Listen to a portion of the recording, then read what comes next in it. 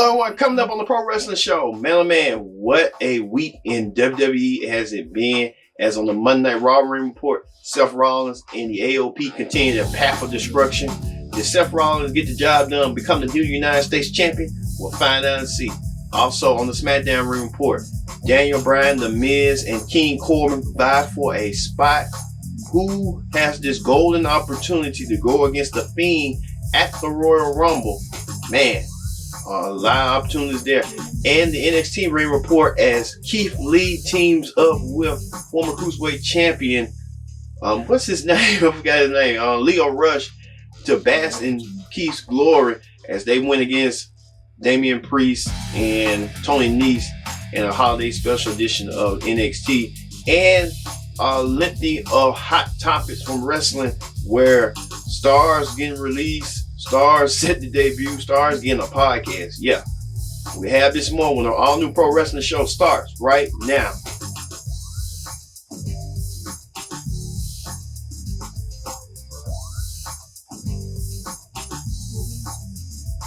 Hello everyone, welcome to the Pro Wrestling Show. I'm your host as always, Kid Dix here. Glad you could join us here on the Pro Wrestling Show. Hit that subscribe button. Tell us subscribe. Call a friend, tell a friend, subscribe. We appreciate you here on the Pro Wrestling Show once again this week. Man, this is the final Pro Wrestling Show of 2019. Man, what a phenomenal role the Pro Wrestling Show has been. We thank you fans out there for making the Pro Wrestling Show a top priority in your viewership. And we thank you once again for watching. No one doesn't deserve it better than you, the fans out there. Just hit that subscribe button. And 2020 will be a bigger year for the Pro Wrestling Show.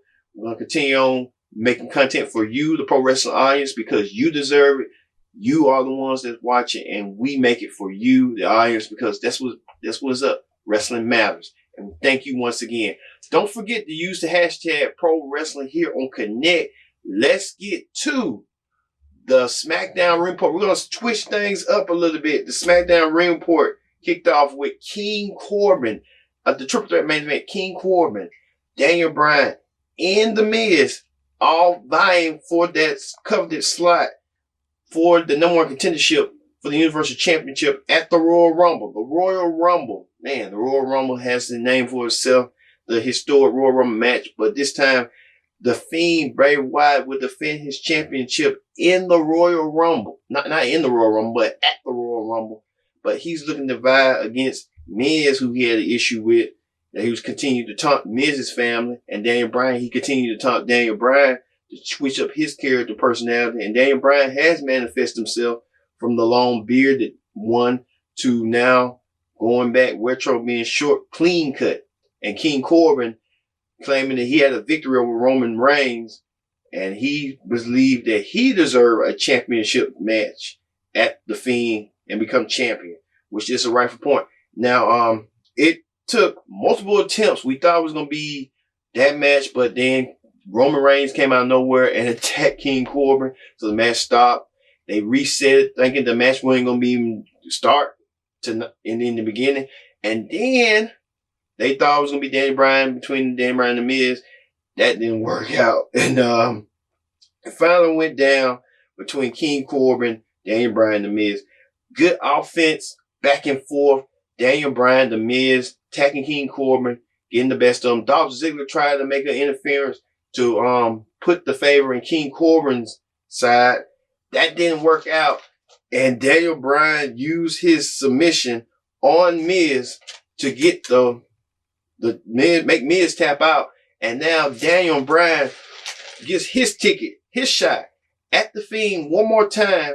And The Fiend came out and made a special cryptic message. The Fiend saying that he's glad Daniel Bryan took this fight, but he's going to, Bray Wyatt, as Mr. Rogers gimmick, but now he's going to show Daniel Bryan at the Royal Rumble what recovering is.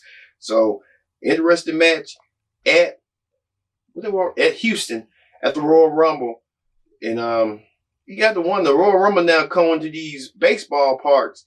It started in Phoenix this past year, and now it's going to Houston. Now, there's rumors and reports that the Royal Rumble could be going to Seattle, where WrestleMania 19 was.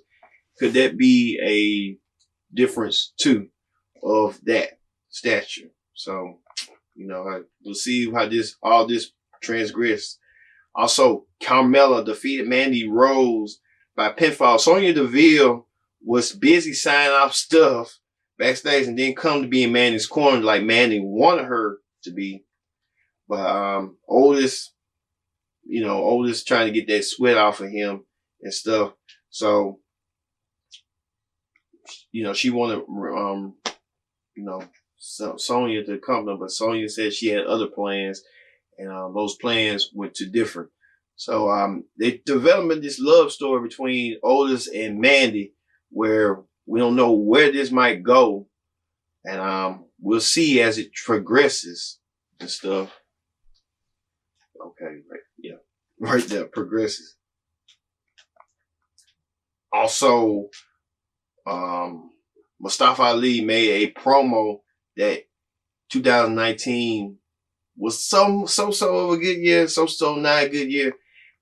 There was rumors and reports Mustafa Ali was supposed to have Kofi Kingston's spot, but that injury he took from Randy Orton left him out in the question. But Mustafa had his shortcomings. He was close to being Intercontinental Champion. He was close to being WWE Champion. He was close to winning the Money in the Bank briefcase. He's looking at 2020 with 2020 vision and say, hey, I'm going to do the best I can to 2020 to be my year, my banner year. So we'll see on that. The New Day teamed up with Braun Strowman, and they went against Cesaro, Sexton Nakamura, and Sami Zayn. Back and forth. Match was fast and furious. Just setting up a feud between Strowman and Nakamura down the road for the Intercontinental Championship.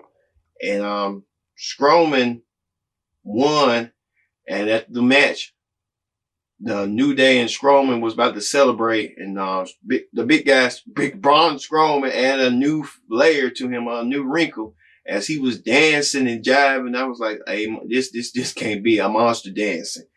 But hey, Braun Strowman had more beat than ever, and he didn't so.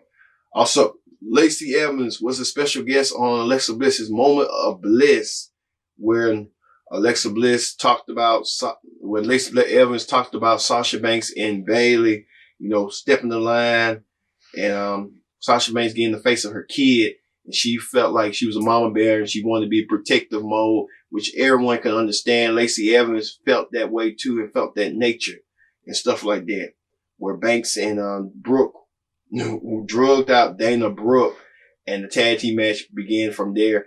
But Banks made Dana Brooke tapped out, and the Boss and Bayley defeated Evans and Brooke by submission. And you got to wonder what that's going to lead to with Lacey Evans going against Bayley at the Royal Rumble. That's got to be a possibility. How Sasha Banks going to be equated into that match. But we'll see on that. So, how it is. But speaking of that, Alexa, we've been hearing rumors and reports that WWE is looking to give Alexa Bliss her own podcast. So this is going to be the third podcast under the WWE banner, with Corey Graves having his podcast, After the Bell, The New Day with their podcast, Feel the Power, and Alexa Bliss, I got Little Miss Bliss, her podcast. So there's a lot of interesting notes to that Alexa Bliss might get her own podcast and stuff. So, hey, all right. That ends the SmackDown Ring Report. Let's move over to the Raw Ring Report. On the Monday Night Raw Ring Report this week, man, Raw kicked off with a bang with Kevin Owens went against Mojo Rawley in a no disqualification match.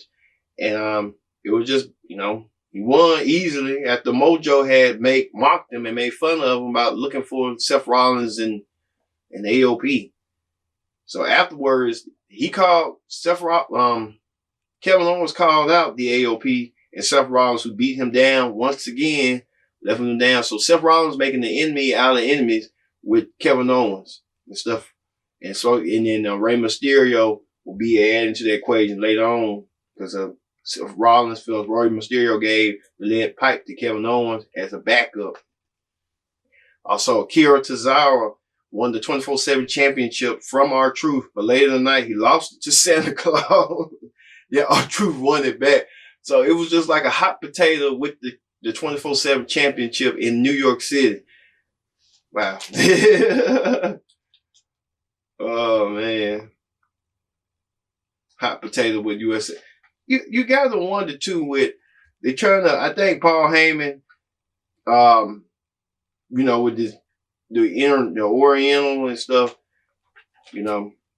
he's trying to build up all these stars slowly, like, hey, this person got attention, this person got attention. Let's use this person. Let's use that person. R-Truth bringing more comedy laughter to the 24/7 championship and being a comedy act as well and stuff. But he's funny with it, and he's 20-time champion.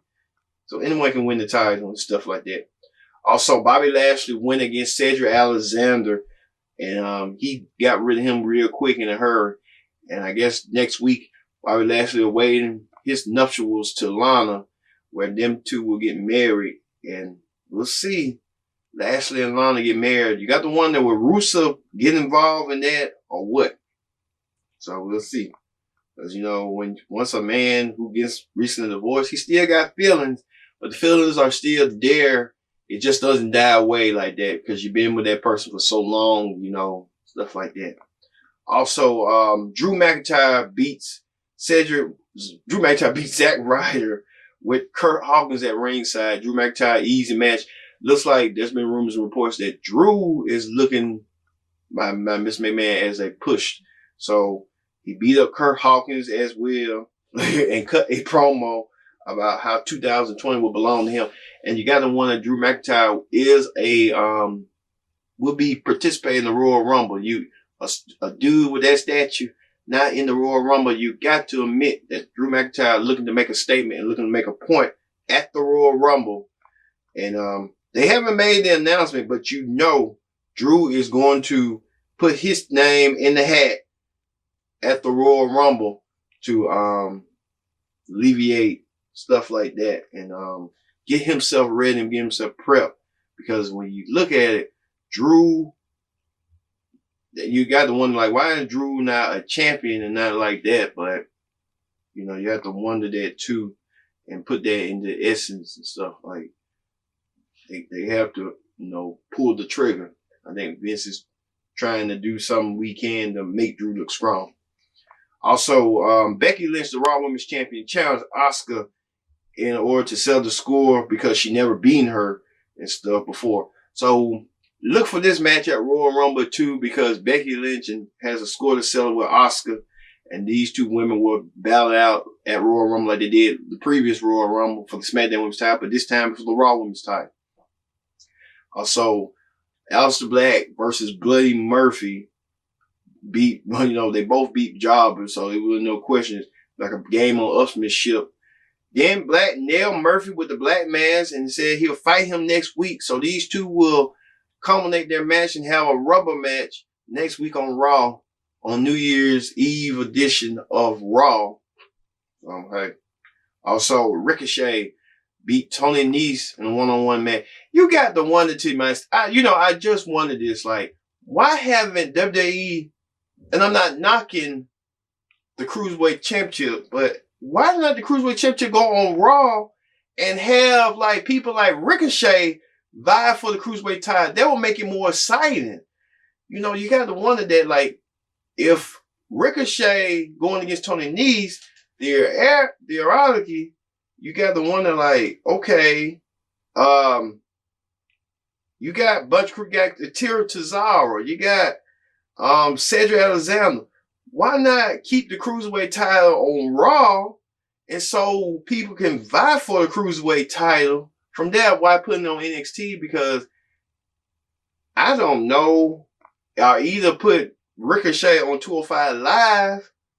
I'm not knocking Ricochet, but Ricochet is a phenomenal talent. Why not keep the Cruiserweight title on Raw? I would fight for that. Like, we got 3 hours. We can at least put the Cruiserweights on Raw. Because if, back in the day, like Nitro did the Cruiserweight title, and they had 3 hours to spare. I just don't get it. Just don't get it. I guess Vince don't like that. But hey, also Charlotte Flair went against Chelsea Green from NXT who made her debut. Many of you may remember Chelsea Green in Impact as Laura Van Ness, the Hot Mess. You got the one that they look reminiscent to each other, but I guess they didn't want Charlotte to lose her blonde hair, and Chelsea Green had blonde hair, so they didn't want two blondes go again. So they probably told Chelsea, change your hair to brunette so people can know the difference. They both statue women. They both about similar size, about 5'10" in that area. And them two women clashed and look for, and you know, remember last week, the Ronda Purrazzo, the Rosa, made her debut on Raw against Asuka, and she lost in a losing effort to Asuka. So we'll see how this all will translate with Chelsea Green. Chelsea Green, a phenomenal athlete, the fiance of Zack Ryder. So many people know who she is, Zack Ryder's fiance. She's making a splash here on Raw and stuff. Also, OC went against Randy Orton and the Viking Raiders in a huge 6-man tag team match. It was brutal. It was easy. Randy Orton still trying to get issues with the OC, especially with AJ Styles. That the Randy Orton calls AJ Styles the United States Championship. AJ got revenge and did the phenomenal elbow and pinned. I think he pinned Randy Orton. Yeah, pinned Randy Orton to 1, 2, 3. Also, Rusev went against No Way Jose in a job match.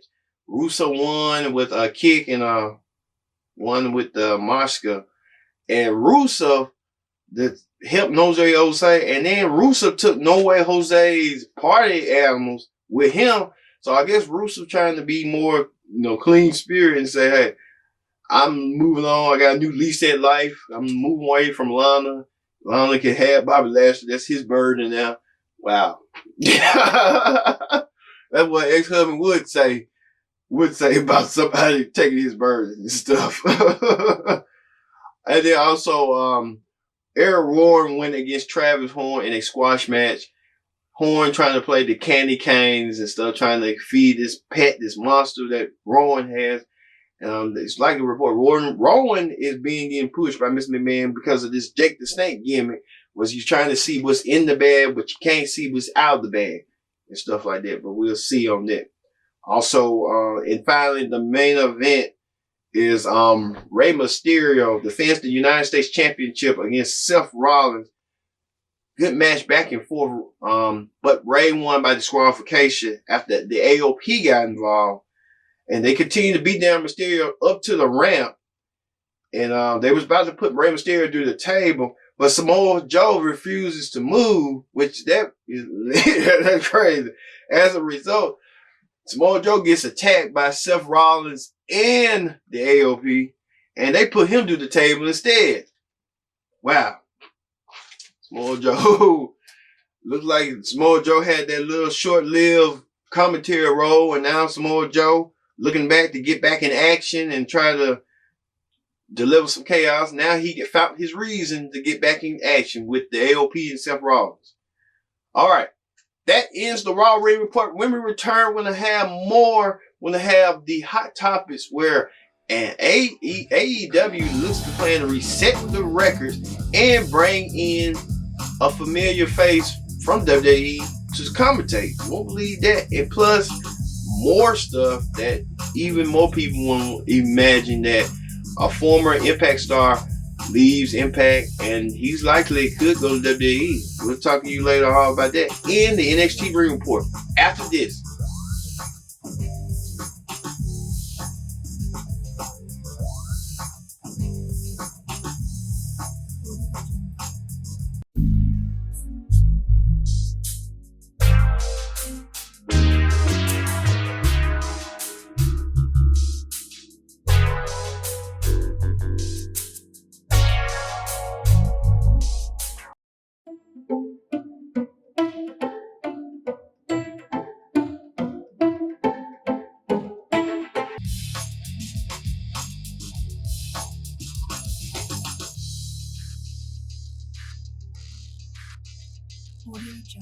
back to the Pro Wrestling Show. I'm your host as always, Kenny Diggs here. Glad you can join us here on the Pro Wrestling Show. Use the hashtag Pro Wrestling here on Connect, and don't forget to subscribe. Subscribing is caring. We love it here when you subscribe because we make content for you, the pro wrestling audience, because that's what matters. You matter, and wrestling matters. Thank you all once again. All right.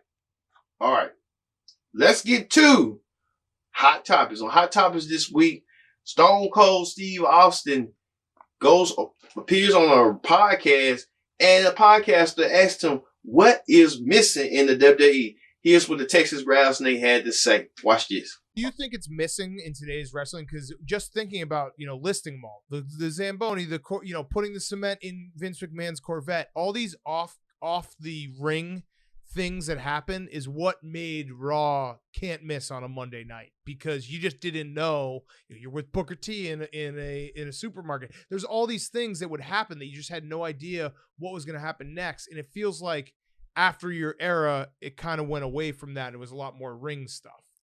Man, well, it's interesting how the thing has changed, and now it's three hours versus 2 hours, and SmackDown's 2 hours. But when you used to watch, back in the Attitude Era, we had the Monday Night Wars. Nitro had this hot open, then we had our pyro coming down, pow, pow, pow. I mean, it was sense of urgency. You felt like anything could happen at any one time, and it, to me, is just maybe. I'm not picking on today's product, but I'm just thinking the spontaneity is lost. Like that feeling that anything could happen is lost. Mm-hmm. And if you can bring that back and create that excitement, I don't think you need to go to, filling up, this with that or crushing, things. Braun Strowman has done some really cool things with his displays of strength, turning shit over and stuff like that. That's all cool. Sense of urgency, I think, is the most important part. Mm-hmm. Yeah. Was there ever any stunt that got brought up that you were like, no, this is too far? No, I never said that, but I'll never forget I was recovering from my neck surgery, and I've been eating a lot of enchiladas and drinking a lot of beer, and weighed about 275. Sounds amazing. And they said, we need you in Charlotte. You're gonna drop a big parking block on the DX bus. And luckily that went to post. But anyway, I went out there and learned how to drive everything like I just told you. Mm-hmm. But what they didn't show me was when I was learning, they had the arm tilted down like this so I could swing that cement girder. Probably weighed about 400 pounds. But then when we were resting, they put it back to a high position. Mm-hmm. When I got it, it was in the high position. So I don't know that. I'm trying to swing it, but it is not working like it's supposed to work. And in those cranes, it's a vertical windshield, and it's literally 6 inches from your face. And so I'm there on what's live to tape. They're going to take it back to post. All of a sudden, that thing starts swinging back and forth to that cab, and it's swinging this way right at the cab. And I'm sitting there thinking on live TV for it. The Texas Rattlesnake, Stone Cold Steve Austin, made some valid points that this is what WWE needs to do. WWE kind of like with the storytelling and stuff like that, the continuity. That's what's missing and stuff like they're getting on there with Raw, but SmackDown they're getting on there too. But it's all about you adding layers and stuff and having the wrestlers sing the music and the announcers be the lyrics. Well, the soundtrack and stuff like that. What JR used to say. So hey, how that go. Also, the big guy Ryback reveals why he think WWE is jobbing Matt Hardy. You won't believe Ryback said. Take a look.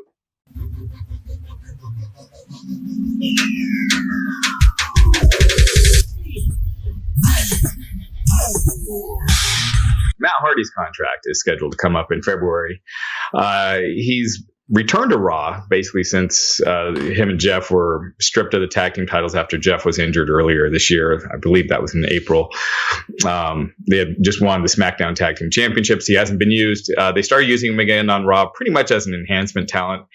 He's just been getting squashed. Buddy Murphy, Drew McIntyre. He was a part of the gauntlet match last Monday, and he didn't score any pins. He was beaten pretty quickly by Ricochet. Yeah. Matt Hardy's got a lot of name value. Always, he does a lot of stuff reinventing himself over and over. Bully Ray on the Busted Open radio podcast, he talked about Matt Hardy's current position, and he seemed to suggest it didn't have to do with his contract coming up, but more because he feels like Matt is being punished for what Jeff Hardy has done. Now you'll see, like with the Usos, Jimmy Uso, he had the DUI back in July. Jay Uso hasn't been used, along with Jimmy since that time, and neither has Naomi.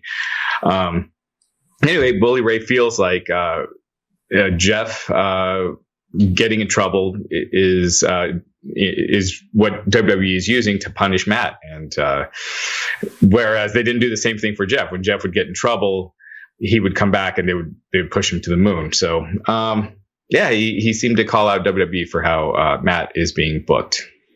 So in Bullies, and it certainly isn't doing Matt any favors, that whole situation. I would say, though, in my personal opinion, based off of the history of Matt Hardy and how they have booked him in the past, that they've always viewed Jeff as the bigger single star in the company's eyes, or they've at least used Jeff in better roles for the most part. I feel like Matt, to say, I do think the contract thing is a huge thing. And when Matt left, and this is how Vince and them operate. And I can tell you, it happened to me when I was there, when I went and re-signed the contract, and they put the IC title on me to get me to be a mark and sign their little cheap contract. And then when that didn't happen, they started downgrading me very slowly to try to get me to be a mark and say, no, I want you guys to let me win. I'll sign whatever you want. I'll sign everything over. They already know Matt can get himself over, and that Matt can go somewhere else and get himself over. So this is how they operate, is that rather than just keep him off TV.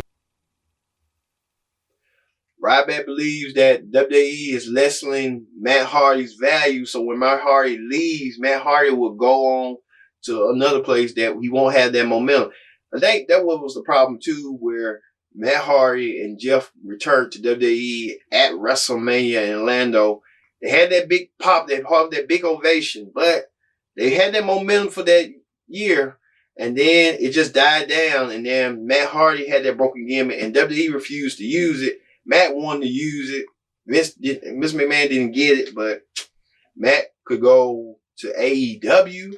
He can go back to Impact. So it's plenty of work that Matt Hardy does, and you can tell on his YouTube channels that Matt Hardy is looking to leave the WWE after his contract, and they say his contract should expire in February. So Matt Hardy gonna be planning right now what his next move gonna be, Impact or AEW. And then I wouldn't be surprised if he goes to NWA if he choose to, or MLW.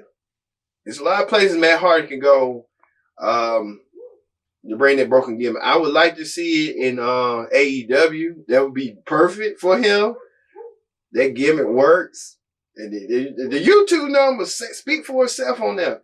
Hey, because we on YouTube, and this is the channel, but YouTube is a powerful tool to use once you use it and stuff. So hey, Matt Hardy, more power to it, and good luck on everything. I hope they just lose him in the Royal Rumble. That's what I hope. Also, Killer Kross. Killer Kross got released from Impact Wrestling, and Killer Kross was begging for his release and pleaded for a release. Now he got it. Now that's talking about WWE is interested in him, but he's been signed up to MLW to make his debut in February. I feel like Killer Kross, being under the WWE umbrella, he won't be as happy, content where he want to be. I think MLW is more likely his style. I think he'll flourish more in MLW than WWE. And like AEW probably, but I feel like MLW, since MLW got a real heavy load of wrestlers on their roster and stuff. So good luck to Killer Kross. I feel MLW is his home. Because his girlfriend Scar's in WWE, she's living her dream, but I don't feel like WWE gonna have her for long. So that's what I feel like. Also, Taz, the Human Suplex Machine, Taz, announced that he is done with his radio podcast for CBS, and Taz is looking forward to coming back. He's coming back to AEW to guest appear. Then people start these rumor killers that Taz was going to be a authority figure. Why would Taz want to be an authority figure and say Smoking Jones, like on his podcast? I don't see Taz being an authority figure. I see Taz being a commentator. Taz is going to replace Excalibur. No offense, Excalibur. It's probably gonna be down relegated to the YouTube on AEW Dark, which ain't nothing wrong with that. Nothing wrong with that. As long as you got a job. And Taz will be there with Tony Schiavone and JR, and he gonna call the action. And it will work. You know, we'll see how this all play out during AEW's homecoming. We're supposed to have a homecoming in Jacksonville, and how it would transpire. So, you know, now wrong with JR retires, Tony Schiavone will take JR's spot, and then Excalibur will come back. You know, that's how I see it. So it's just like and then you got the 1 and 2. It's just a full-time role for Taz being a color commentator once again. So I can see that happening. Also, shocking news, the breaking news right now that Andrade wins the United States Championship for Rey Mysterio. Andrade making history at Madison Square Garden during the WWE live event day after Christmas and winning your coveted United States Championship over Rey Mysterio. We'll have more news on that on next week's show for the Raw Ring Report and stuff. Also, there's been rumors and reports that Alexa Bliss is getting a podcast. We talked about it earlier, but Alexa Bliss could be in the works again, a podcast with WWE as the 3rd podcast. So Alexa Bliss loves to talk. So look out for Alexa Bliss in a podcast. Also, AEW President Tony Khan may likely get an increased role with the Jacksonville Jaguars. The Jacksonville Jaguars, you may not know, is a NFL-based team in Jacksonville, Florida. Now, way before Khan entered the wrestling business, he was in the football business and manner. So Khan would likely take his knowledge of that. They said they recently fired executive vice president. So Tony Khan should get increased into it. Would it conflict his schedule being AEW owner and football executive more? And Khan said no, it wouldn't affect his schedule. So we'll see how this all plays out in the instant. Also, New Japan Pro Wrestling no longer airing program on Axis. That means you know that Axis TV is now owned by Anthem. New Japan does not want to do no business with Impact. New Japan saying, you know what, we're gonna do our own streaming site to see our New Japan content. So New Japan Pro Wrestling doing the thing and trying to keep it that way and keep it towards that effect and stuff. So you know how that go. So, you know, man, that's crazy. When New Japan is saying, you know, and they got it right, they don't want to do business with Impact because of past deals way back when. Also, new Raw broadcast team member will be revealed. So Samoa Joe's out, so somebody got to come back in. Now, I'm thinking it got to be either Tom Phillips or Byron Saxton because you need somebody to be cutting down the tooth because Dio Madden was gone. Samoa Joe was temporary. Would they bring Mickey James in? That'd be another thing. You're going to bring another wrestler in just to ease things out. So we'll see how this all equipped, but I'm still praying that, you know, Byron Saxton and Tom Phillips get it. Also, AEW looks to reset the reset button on records. Now, AEW began with the records where some of them was good, some of them was bad. With Cody earned a world title shot, Moxley. So now, you know how that go. We'll see with AEW reset this records into the new millennium, into this new decade. Also, WWE wants to bring WrestleMania to LA, but LA wants WWE to bring WrestleMania a little bit earlier than scheduled. LA wants WrestleMania 37, but WWE wants WrestleMania 38 in the city. Well, because the reason they want that because the Super Bowl is coming in that big stadium for Raiders Stadium in LA, and they want to bring before the Super Bowl WrestleMania, but WWE wants to bring it after the Super Bowl so it can draw attendance records. So we'll see this battle of wits between LA and WWE. You know it's coming to LA, but you got to wonder what WrestleMania, because I haven't heard reports. I heard they want to bring it in Minnesota. So could WrestleMania land in Minnesota? We'll see. Also, the Royal Rumble and Survivor Series are likely to be rumored to be candidates. In 2020, they want to bring Survivor Series to Dallas. So, be like an omen from 2003. They brought Survivor Series to Dallas. The major main event was Goldberg versus Triple H, Mr. McMahon versus Undertaker, that thing. And then they want to bring the Royal Rumble to Seattle, where WrestleMania 19 was land and stuff in 2020, next year. Also, WWE being sued by Oklahoma Pigeon Fund, feeling like WWE is taking the money and diverting it into the XFL, and the stockholders are not pleased with that, and they're suing WWE, trying to make sure that Mr. McMahon and some of the board members, do their jobs. Okay. Also, WWE star Luke Gallows gets married. Wow, Luke Gallows getting married. Again, I thought he was married to that girl, the Bullet Babe. I don't know what happened with that relationship. No, there you go. There you go. And finally, Jimmy Uso, the Usos, and Jimmy and Jay looking to come back to WWE, but they're trying to find something for them to do down the road. But Jimmy Uso's DUI charges were dropped, so Jimmy Uso looking a new lease on that, got that cleared and expunged. So hey, Jimmy Uso coming back with that. All right, that ends Hot Topics. Let's move over to the NXT Ring Report. On the NXT Ring Report this week, man, what a show NXT kicked off with Roderick Strong, the North American champion, delivering an open challenge to anybody in the back.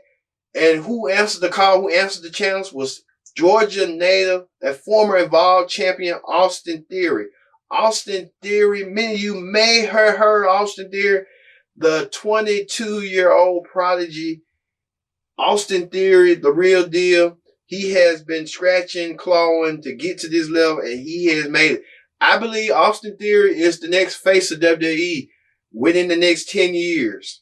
They're going to build Austin Theory as the next John Cena. I'm telling you, if I had a wrestling company, I would build Austin Theory, like John Cena doing. Austin Theory like hip-hop. He likes bodybuilding. He likes, be goofy, like John Cena. So Austin Theory is one of the stars to watch over the years and stuff. Believe me, I'm telling you. I'm telling you right now. I'm telling you, because Austin Theory, I have seen him on the indies and stuff with everything stuff. He was recently on the Vice Network talking about on the wrestlers about his documentary and stuff. So look out for Austin Theory down the road. Also, the ones to watch too is Shane Isaiah Swerve Scott, but his name really, aka Shane Strickland. He defeated Gentleman Jack Gallagher in a match. So NXT emanated from Orlando and from where SmackDown was taped last week. Somewhere I forgot. They in New York or something like that, Brooklyn or something like that. But Shane Swerve, Isaiah Scott, one to watch. He's hybrid. He's a hybrid wrestler. He knows his spots. He knows his picks. So look for Theory and Scott making the impact, and they need to push them since they younger stars and stuff. If I was running NXT, if I was Triple H, I would stay my course, but you want to get familiar with the audience, but push them and stuff. So NXT's doing that, and they're doing a phenomenal job on that. Also, Candice LeRae, she was in action against Tamara. It was something like a bubblegum match, but it wasn't, it was a match, but it wasn't awe-inspiring. And then Bianca Belair, she was in action as well. Bianca Belair, she was in action against, who was she in action against? She was in action against somebody. If you people out there know who I'm talking about, you know who I'm talking about. Stuff. Trying to see who she was in action with. She was in action with somebody. who she was action with.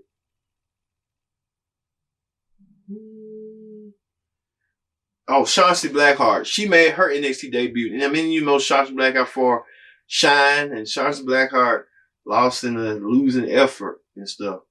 And also, Dominic Dijak went against Bronson Reed. Watch out for Dominic Dijak as well, too. Dominic Dijak making a statement, too. Dijak wants to, you know, he's tall and he's looking to he's impressive. He came from Ring of Honor as well. So Dominic Dijak coming to make a statement as well. And finally, the main event was Bass in his glory. Keith Lee and former Cruiserweight champion Leo Rush went against Tony Nese, the former Cruiserweight champion, and Damian Priest. Match was back and forth. Even they had a spot where Keith Lee pushed Tony Nese all the way to the announcer table. Keith Lee doing spectacular moves. Look for Keith Lee. Keith Lee is like the average big man who could do agility stuff, like how Vader was back in the day with the moonsaults, how Yokozuna, they move average. You think a normal big man don't move like that, but Keith Lee is the exception, and he will try to be bask in his glory. But I feel like WWE is going to make him be more like a Mark Henry character. Like, he's going to pass the torch, the baton from Mark Henry, and he gonna do what he want, those moves, those stellar moves. But he's not gonna. WWE ain't gonna let him be himself. When Vince gets him, he's gonna be delegated like Mark Henry was. You'll get some, you win some, you lose some, in that nature and stuff. All right, everyone. Thank you all once again for watching this edition of the Pro Wrestling Show. I've been your host, Kendra Dix, saying so long, and we'll see you next week. So next week, we're going to do like the year-end reward show where we just give out, who we think wrestler of the year and all this, win female of the year, moment of the year, all that stuff. So look out for that next week. I've been your host, Kendra Dix, saying so long, and we'll see you in 2020. See you later.